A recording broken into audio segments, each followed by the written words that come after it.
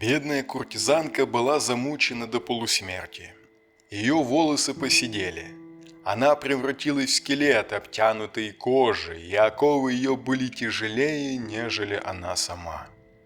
Она так громко плакала и кричала, что сжалился бы над ней самый яростный ее мучитель.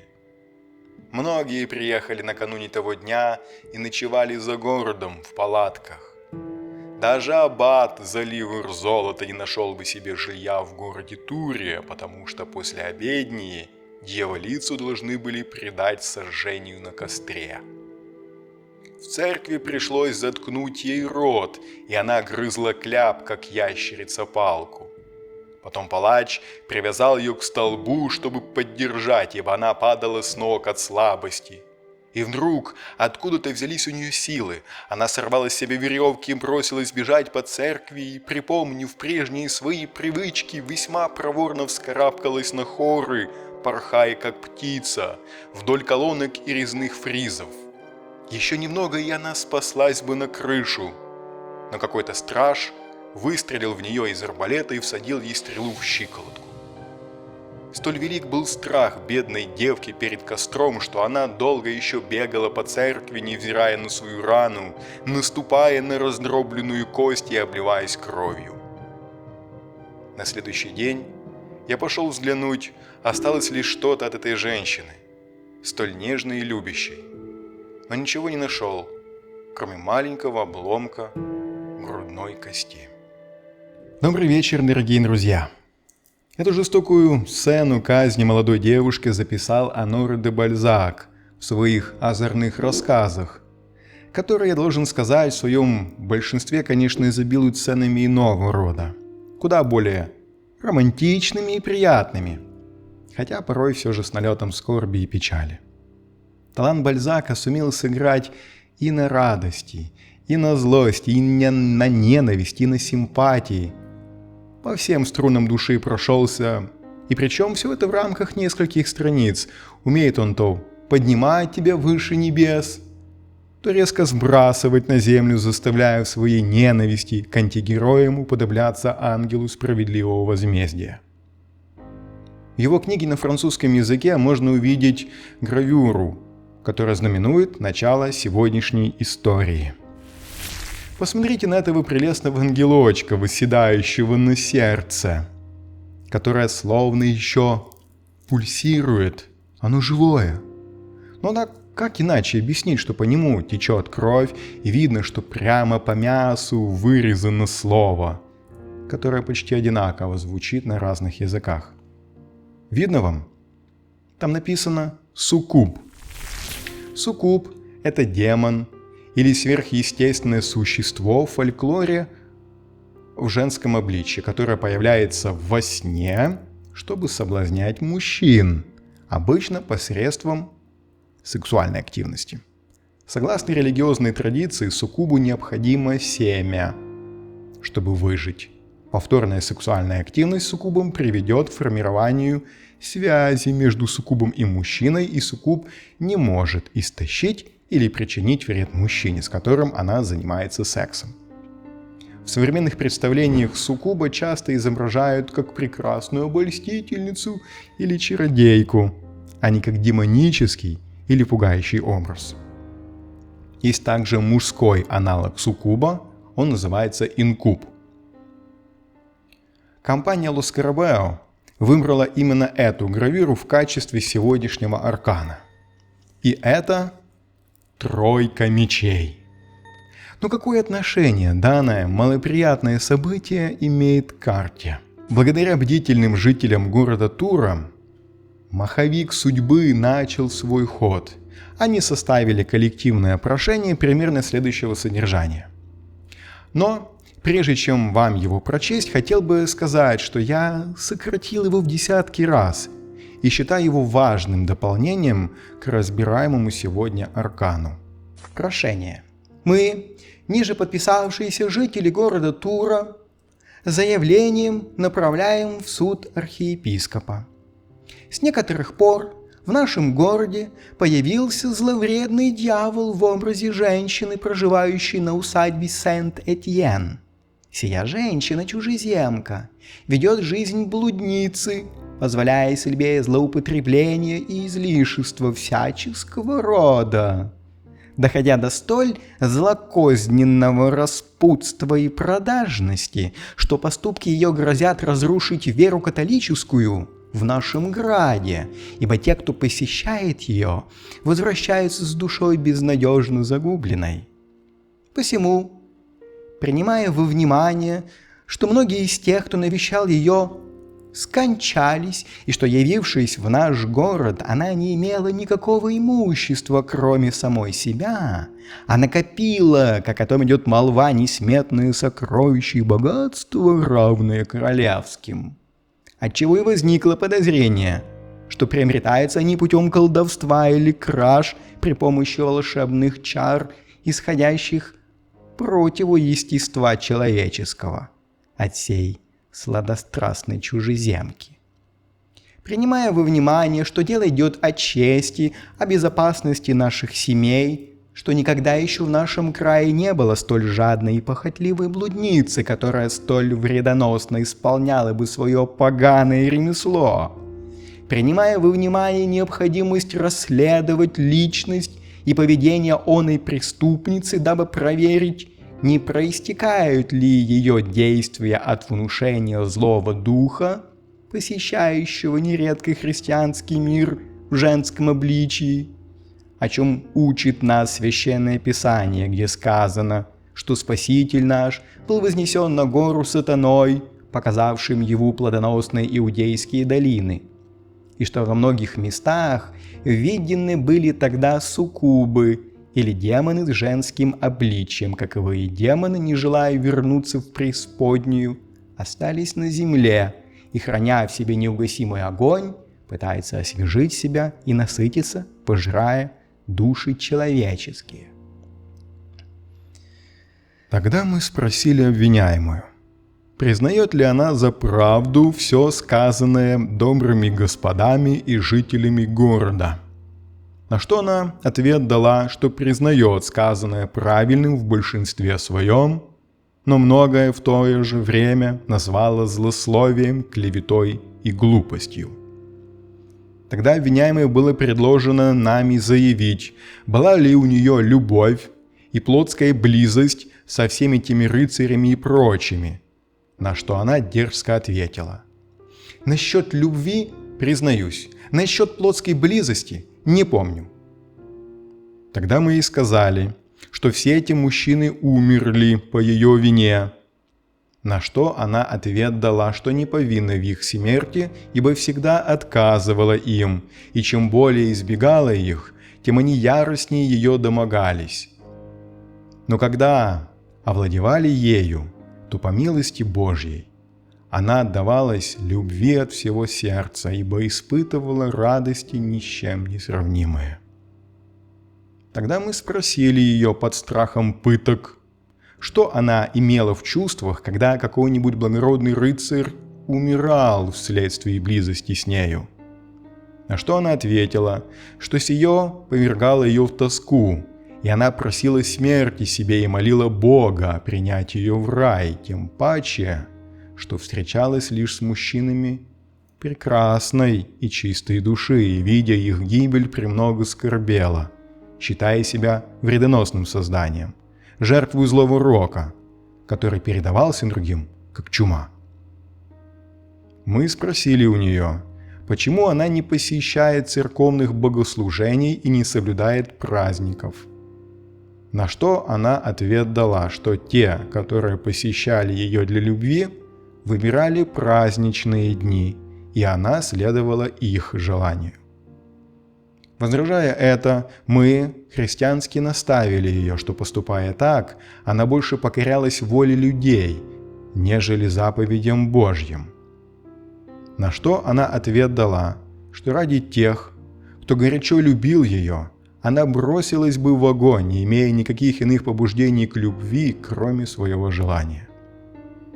За все золото мира не отдала бы она своего тела и своих ласк даже королю, не полюбив его всем сердцем, всем существом, от головы до пят, от кончиков ногтей до кончиков волос. Мы спросили, откуда у нее драгоценности, золотые и серебряные блюда, драгоценные камни, роскошная утварь, ковры и прочее. Спрошенная ответила, что если б судья знал, каким обожанием она окружила возлюбленного, с какой покорностью следовала за ним во всех его начинаниях, благих и скверных, если б он знал, с каким усердием ему подчинялась, с какой радостью исполняла желание возлюбленного, внимая как закону каждому слову, которым он дарил ее. Если б судья знал, каким поклонением пользовался этот мужчина, то мы сами, старый судья, сочли бы вслед за ее возлюбленным, что никакими деньгами не оплатить эту великую привязанность, которую ищут все мужчины. Как вы уже знаете, концовка у этой истории весьма трагичная. Знаете ли, средневековые нравы не отличались терпимостью, и все, что хоть немного торчало за пределы массы, пугало, а потому его непременно срезали, словно разросшуюся живую изгородь по весне. Сегодня мы с вами по традиции разберем нашу тройку мечей во всех сферах нашей жизни, которая связана с 4 стихиями. Но сразу стоит сказать, что именно эта карта, вот именно из этой колоды, имеет прям-таки любовный подтекст. А потому я назвал ее антикубковой. Ну, в том смысле, что она придает крайне негативный окрас в любовных отношениях, что, например, в классической не так очевидно. Давайте я вам предложу структуру, которая подобна пустым библиотечным полкам с номерками, знаете, напротив каждой. Структуру, которую стоит запомнить и применять каждой карте, легко наполняя каждую из полок. О чем речь? Сейчас я вам покажу. Каждый из арканов может отыгрываться как что-то внешнее, так и что-то внутреннее. Я этот раздел называю «внутри-снаружи». Это может быть не вполне очевидно на первый взгляд, потому что мы привыкли вот по этой карте, что мы всегда правы в целом в жизни. Мы всегда правы, в отличие от кого? С второй стороны. Потому зачастую тройка воспринимается как результат того, что исходит извне, и так противно и больно на нас влияет. Но это же может быть также и конфликт внутри самого человека. Новый «я» конфликтую со старым «я». Соответственно, как вытекающий из этих тезисов, это может быть и боль, которую как мы причиняем, также и боль, которую нам кто-то причиняет. Вот отсюда что-то внешнее, что-то внутреннее. Повторюсь, в этой карте не так очевиден внутренний конфликт, но он есть. До него мы дойдем более подробно, когда будем разбирать с вами раздел саморазвития. Арканы до и после. Помните, что предшествует тройке? Двойка мечей, следующая четверка. И прежде чем поговорить о двойке мечей, я бы хотел вернуться чуть дальше и начать все-таки с туза.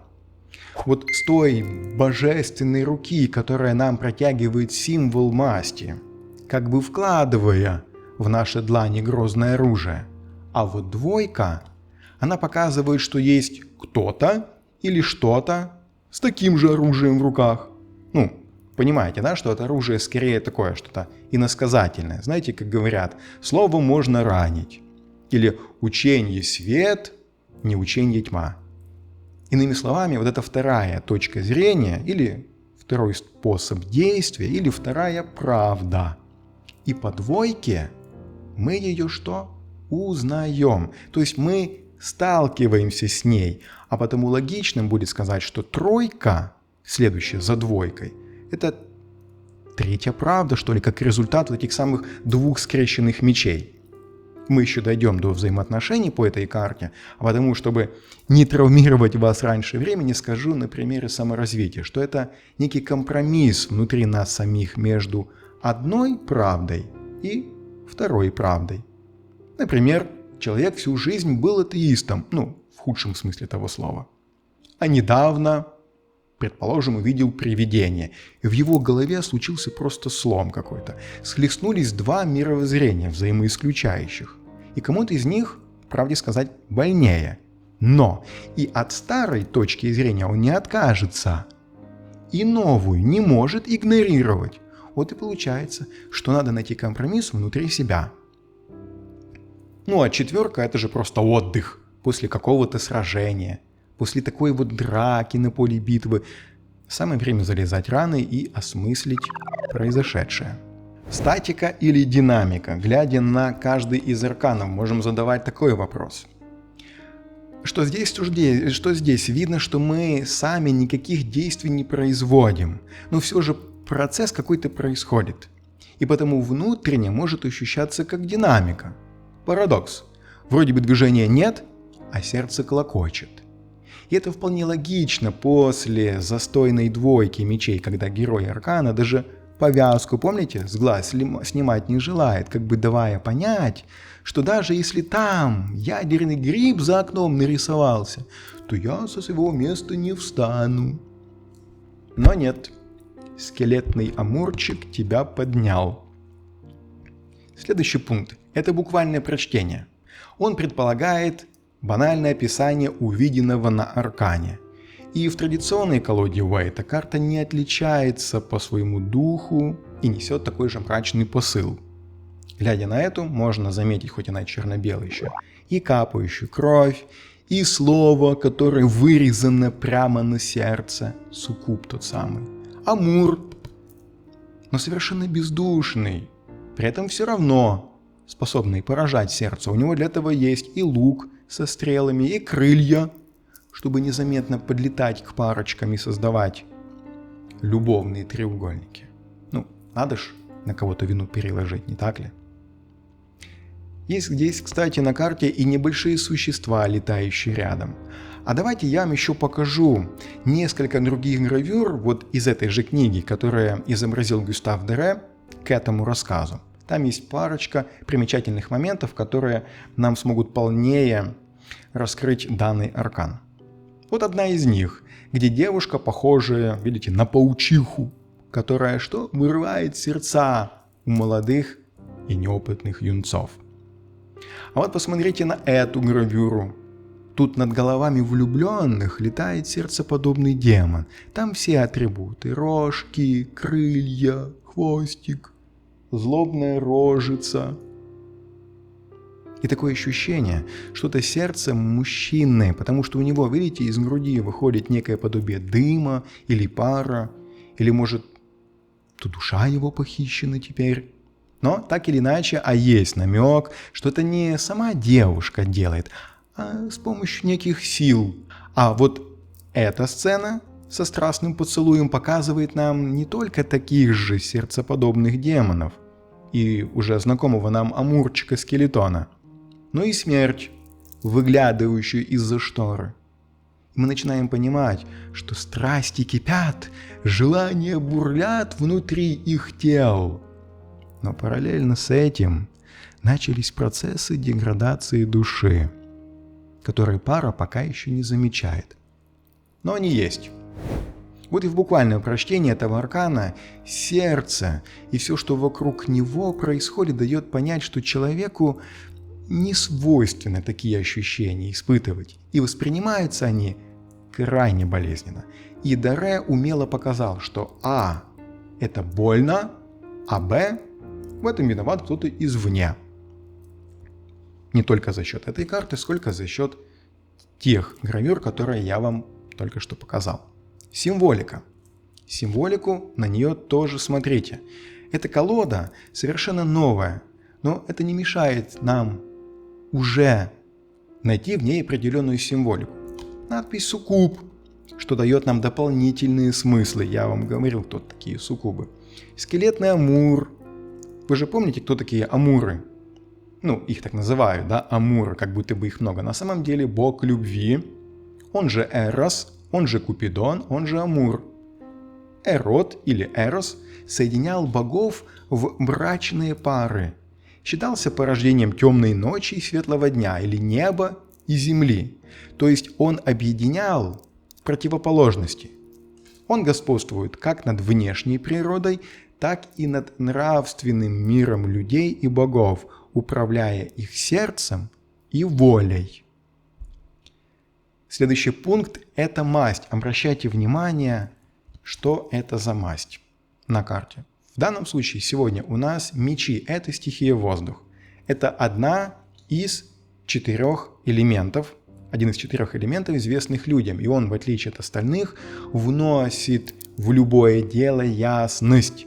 Он логичен, прозрачен, требует пространства, как рука с вытянутым мечом. Ему чужды эмоции, но ему подчинен разум, логика и прагматичность его лучшие друзья.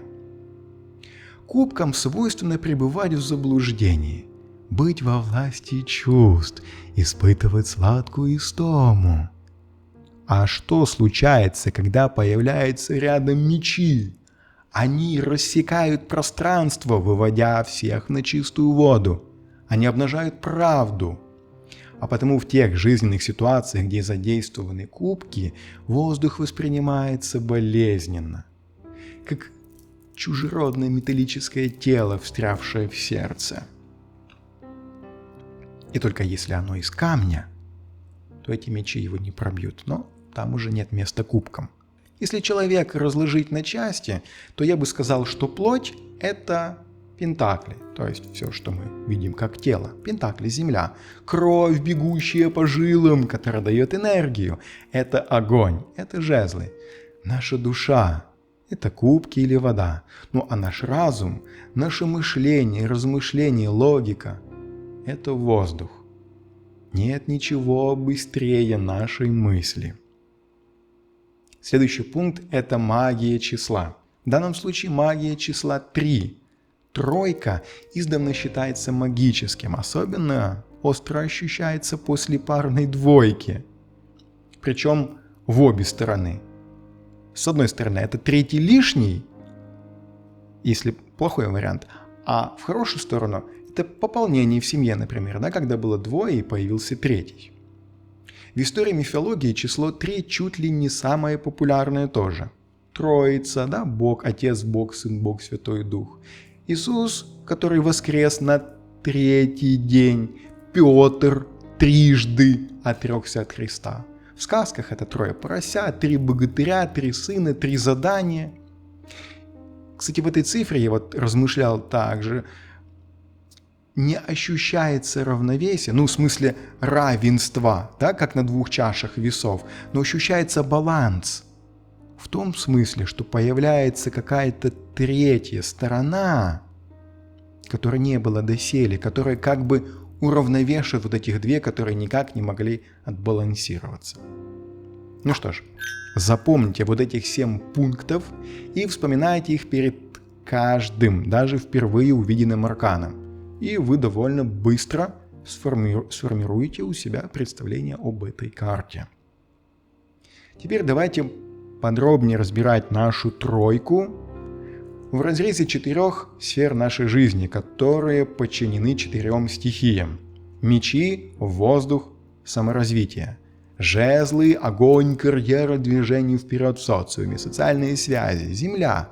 Пентакли, материальный мир, так или иначе какие-то наши траты и приобретения. Вода – это кубки, это наши эмоции, это взаимоотношения с другими людьми. И отдельно затронем тему реверса, перевернутого значения карты. Саморазвитие.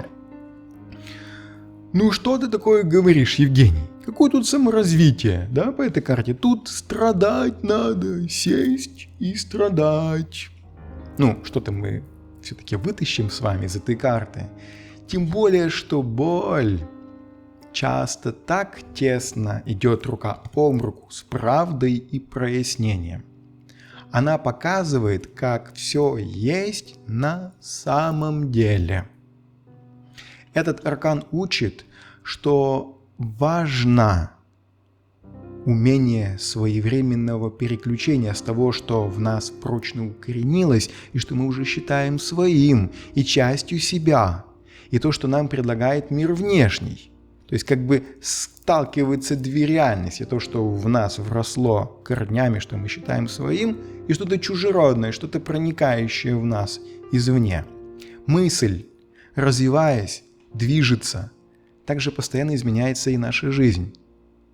Но классическое сердце, которое изображено на карте Уэйта, оно пронзенное 3 мечами, и на втором плане, он как бы отражая ту печаль, которая здесь есть, мы видим, что идет дождь.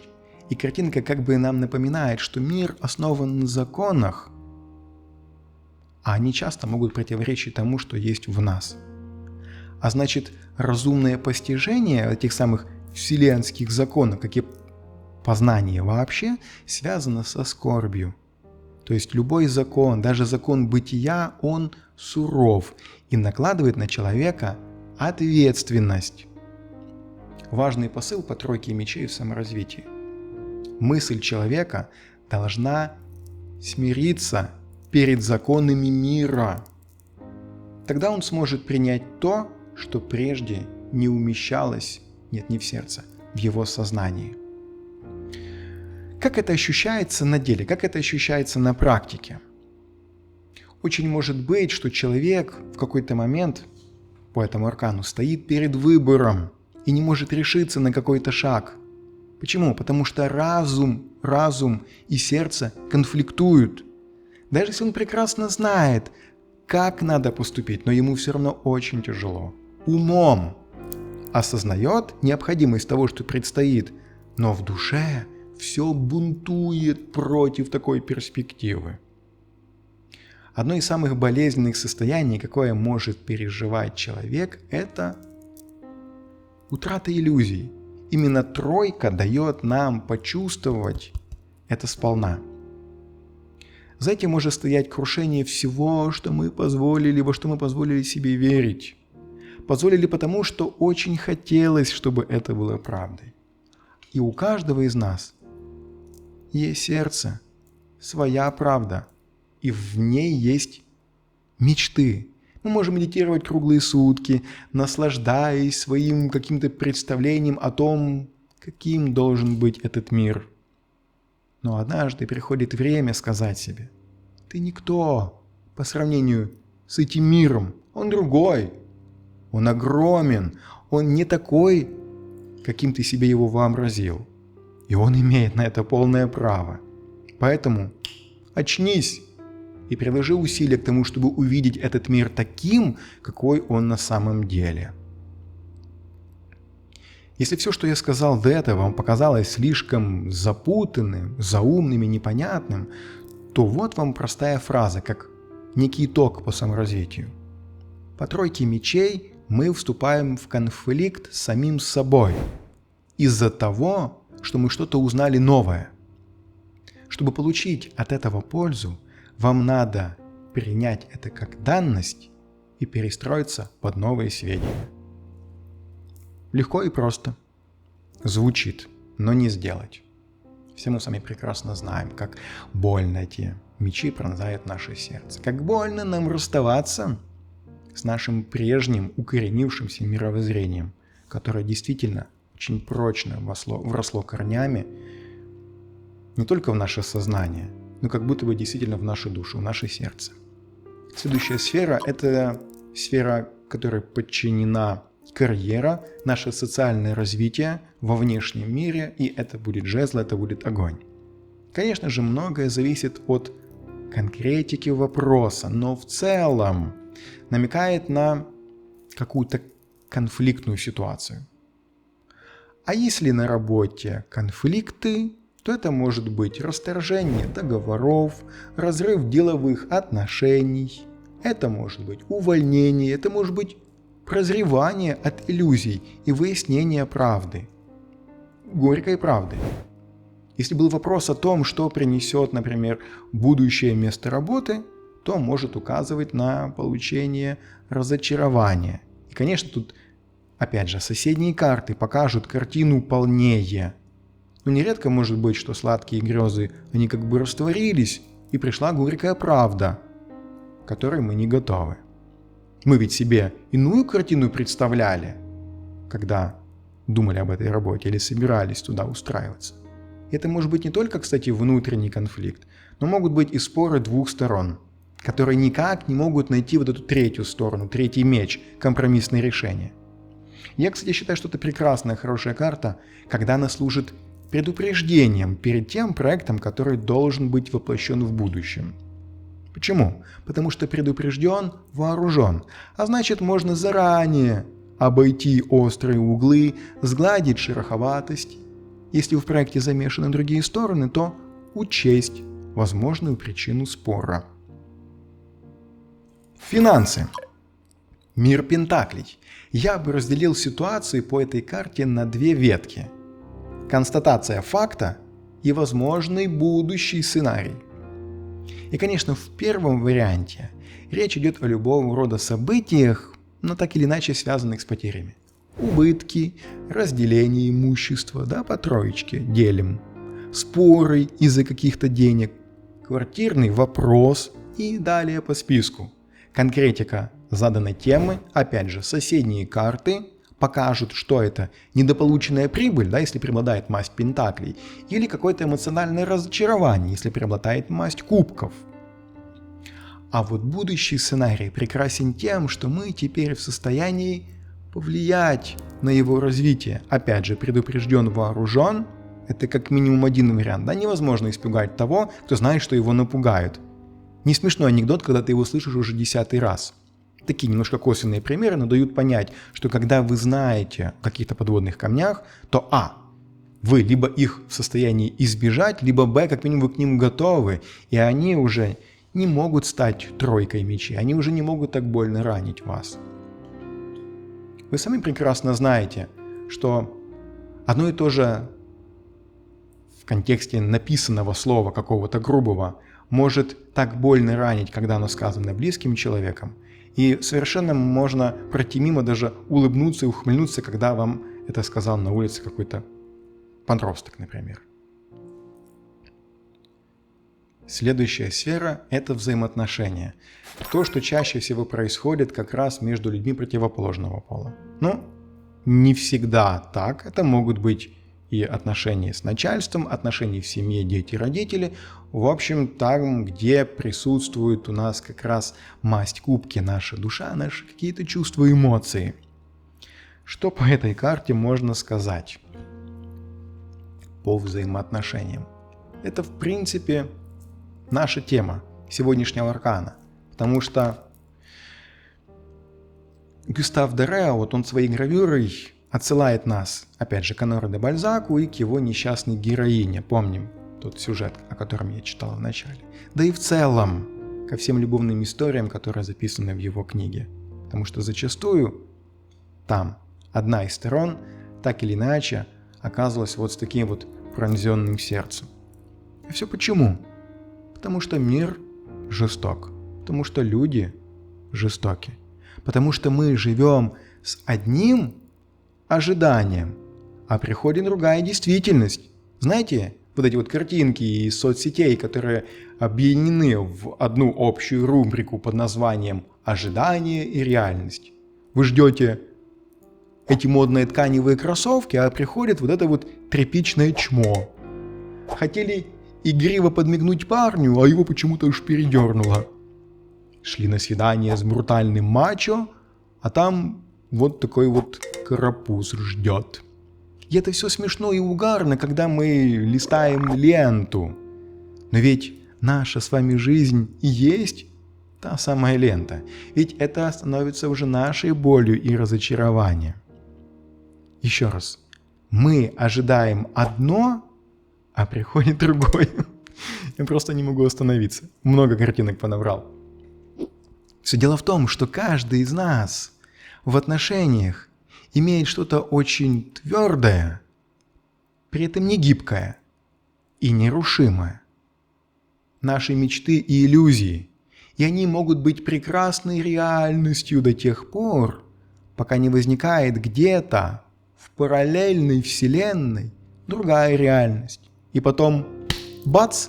И они сталкиваются с нашей, случается ДТП, и нам становится больно от того, что все не так, как нам хотелось. Знаменитая фраза, которую я частенько говорю: «Нам надо с тобой серьезно поговорить», в одну секунду способна навести такой кипиш в сердце человека. Не верите? Ну что ж, проведите эксперимент, скажите эту фразу своей второй половинке, при этом держа покерфейс. Гамма бурных чувств после признания в розыгрыше вам обеспечена. Также это может быть наличие любовного треугольника. Но, во-первых, это уже явно не тайна, а во-вторых, не из-за цифры 3, да, ну в смысле 3 треугольник, а скорее из-за разбитого сердца. Опять-таки, наша реальность разрушена. Что делать? Как жить дальше? Кстати, не обязательно, чтобы все было так драматично. Опять же, смотрим на соседние карты, на суть вопроса. Это вполне могут быть какие-то бытовые разборки на уровне ремонта «я хочу ковролин, а я ламинат». Или не обязательно, чтобы это было такое что-то мелкое, да, там, ну, не знаю, например, «я хочу дом, а я квартиру». Но я всю жизнь мечтала, что я выйду замуж, и у меня будет дом. Ты не понимаешь? Это мечта детства, и сейчас, когда мы, наконец-то, можем ее осуществить, ты заявляешь, что твоя мечта детства – это никакой земли с грядками и картошкой по выходным? Наелся, мол, хватит с меня. Вот и разбились мечты. Или не разбились? Или, может быть, по этой тройке скрыт и поиск решения? Конечно. Браво, ты великолепен. Тройка в отношениях предполагает, что мы возьмем твою реальность и мою. Каждый из нас чуток уступит друг другу, и мы останемся довольны.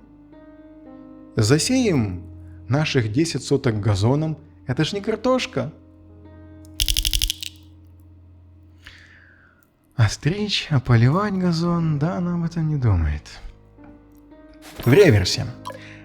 В перевернутом прочтении карт не поворачивается язык сказать в негативном. Некоторые трактуют, что реверс не все так печально, как в прямой. Ну, то есть, как бы сердце не разбито, а лишь треснуло. Можно эпоксидочкой подмазать и заклеить. Я придерживаюсь того мнения, что соседние карты, конкретика вопроса и динамика в будущем даст более точный ответ. Ну и ваш личный наработанный опыт. Я же склонен считать, что это скорее уход от реальности, нежелание признаваться в произошедшем. Внутри и снаружи также в негативе этот аркан может отыгрываться. Это очень наглядно можно понять в любовных отношениях. Есть пара, и один из них нашел кого-то себе на стороне и уже долгое время подумывает развестись. И тут получается, что один к этому давно готов, а для второго в один момент случается тройка мечей, когда он объявляет о своем решении. То есть снаружи от второго партнера исходит разрыв, а первый в шоке. От чего и почему? У него-то до вчерашнего дня все было в розовых единорогах. Это снаружи, напоминаю. А внутри, внутренний вариант, это когда, предположим, жена узнала о похождениях мужа, и теперь внутри у нее все оборвалось. У нее случается тройка мечей. Но муж-то и не собирается разводиться. У него-то любовница уже лет 10. Да что там? Он с ней еще раньше жены знаком был. Поди знай, кто ему больше жена. И вот внешне вроде бы ситуация спокойная, а внутри человека просто рвет на части. По энергетике. Недобор или перебор? Недобор – это неспособность на решительные шаги. Попытка склеить то, что разлетелось, удержать то, что вырывается. И называю это режим страуса. Что-то там в груди болит, но это не сердце, наверное, просто отдышка. Мне показалось то, что я увидела. Это побег от реальности, которая тебя уже настигла. Просто смирись с этим, она уже пришла. Перебор, когда много энергетики. Это рубить с плеча правду матку. Эх, сгорел сарай, гори хата. Эй-ей, полегче, ведь можно было бы найти решение. но ты сжег все мосты, а тебе твоя новая пассия дала под хвост, и что ж ты теперь пришел мириться, кобелина ты эдакая? Да, вот примерно такая сцена может быть, когда схватил Бога за бороду, ощущение такое, и начал рубить этой правдой, причинять боль направо и налево. А потом оказалось, что это вовсе не Бог, и борода не борода, а что-то козлиное. Вот и пришел конец нашей сегодняшней грустной истории. Я бы очень хотел сказать, чтобы в вашей жизни никогда не случалась тройка мечей. Но я знаю, что она неизбежно будет. И лучше быть к ней готовым. Постарайтесь быть гибкими сами и помогайте вашим клиентам. То, от чего мы хотим вылечиться, очень часто лечит нас самих. Поэтому давайте в следующий раз попробуем принимать печаль, пронзившую сердце, и как бы это ни прозвучало иронично, но радоваться, что глаза открылись. Каким бы это ни было прозрение, крупным или мелким. Большое спасибо, что продолжаете меня смотреть, комментировать мои видео и ставить лайки. Я стараюсь для вас, надеюсь, что я оказываюсь для вас полезен. Всего доброго и до свидания.